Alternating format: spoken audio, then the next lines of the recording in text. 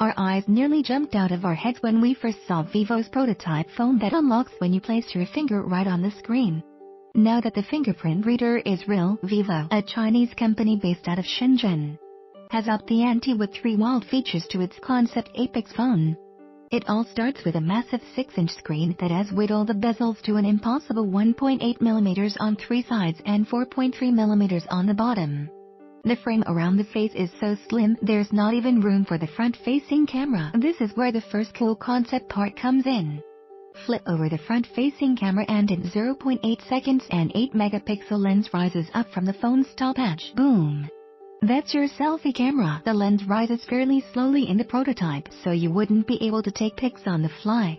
There's still a regular dual camera setup on the back, though. The second unusual feature appears on the screen itself.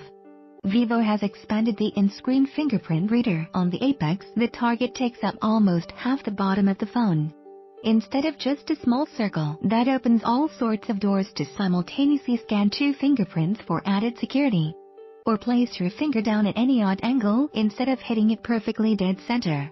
It does scooch up higher on the screen than the first in-screen scanner, but lifting my thumb to use it one-handed wasn't much trouble.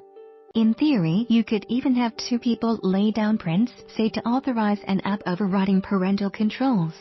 But that's just me speculating. The third unusual ingredient has to do with audio.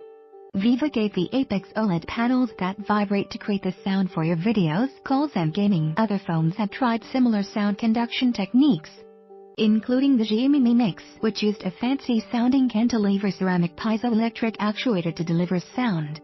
In other words, the body vibrated, even more secure than scanning 1 fingerprint. Scanning 2. Vivo calls its version soundcasting.